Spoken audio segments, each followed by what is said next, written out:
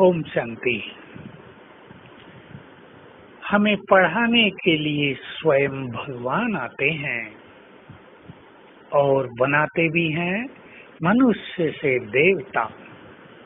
राजाई संस्कार हमारे अंदर जागृत कर देते हैं, बाकी सभी गंदे संस्कारों को नष्ट करा देते हैं।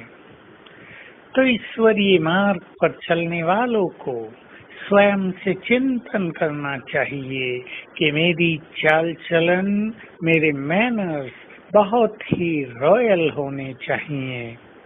मुख से ऐसा वैसा बोलना, दूसरों को कष्ट पहुंचा देना, दूसरों की भावनाओं को हर्ट कर देना, दूसरों को डिस्टर्ब कर देना, किसी की खुशी छीन लेना, सदा अपने बारे में सोचना, दूसरे की किसी बात को ठीक से समझना न, अंडरस्टैंडिंग न करना, इससे कष्ट होता है दूसरों को और हमारे मैनर्स भी अच्छे नहीं होते।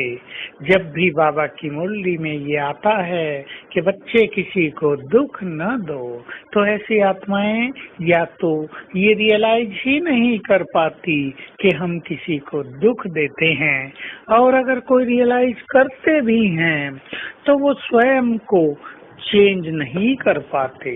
थोड़ी देर तक रियलाइजेशन होता है,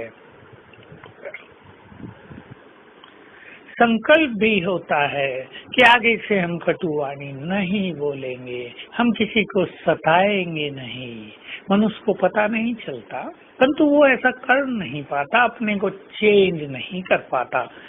एक उदाहरण ले लें, एक ही कमरे में बहुत सारी बहनें विश्रामरत हैं। 11 बज गए हैं। कोई एक बहन लेट आती है बाबा के कमरे में योग करके, और आते ही लाइट जला देती है, थोड़ी आवाज भी करती है, उसे अपना चार्ट भी लिखना है, और उससे सब जग जाते हैं। कोई परेशान होता है, कोई उससे लड़ाई करता है, कोई उसको बुरा बोलता है, फिर वो बोलती है। अगर जरा सा यहाँ पर अपने को चेंज कर लिया जाए कि हम दूसरों का भी ध्यान रखें, और कहीं जाकर भी ये काम किया जा सकता है, या थोड़ा हम जल्दी आ जाएं, योग बाद में जाकर कर लें। दूसरों को सुख देने का संकल्प रखना, दूसरों की स्थिति को आगे बढ़ाने की इच्छा रखना, ये रॉयल मैनर वाले के लक्षण हैं। कोई माता मेरे पास आती है, मैं बहुत साल से ज्ञान में हूँ, लेकिन मुझे वैसा सुख नहीं मिलता जैसा मिलना चाहिए, जिसकी हम कामना करते हैं, जिसका वर्णन सभी करते हैं। मैं उसको देखता हूँ, चेहरे पर स्पष्ट है, उसने बहुतों को कष्ट दिया है, उनके निगेटिव वाइब्रेशंस अब इसको कष्ट पहुंचा रहे हैं। समय भी वहां आ गया है जहां हमारा जन्म जन्म का जो कुछ किया हुआ है वो इमर्ज होने लगा है। मैंने उनको कहा, उन सभी आत्माओं से क्षमा याचना करो जिनको कष्ट दिया है। बोली, इस जन्म में भी क्या? मैंने कहा, इस जन्म में भी जिनको कष्ट दिया हो क्षमा याचना करो। कहा, मैं मुख पर बोलूं, मुख से बोलूं लज्जा आएगी, मन से कर सकती हूँ, चलो मन से ही सच्चे मन से करो। लेकिन हजारों वर्ष से जिनको हमने कष्ट पहुंचाया है, उनके बैड वाइब्रेशंस हमको निरंतर कष्ट पहुंचा रहे हैं, इसलिए हम उन सब से क्षमा याचना भी करेंगे।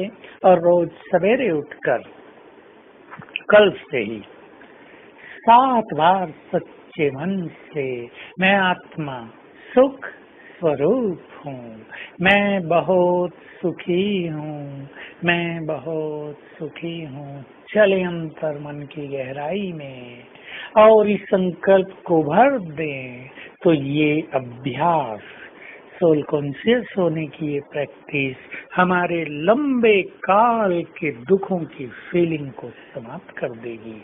तो हम आज संकल्प करें, हमें सबको सुख देना है, हम तो सुखदाता के बच्चे हैं, और ग्लोब पर खड़े होकर हमें सभी के दुख हरने के लिए उन्हें वाइब्रेशंस देने हैं। विशेष इस स्वमान से मैं मास्टर दुख हरता सुख करता हूँ और मुझसे चारों ओर वाइब्रेशंस फैल रहे हैं, सभी के कष्ट मिट रहे हैं।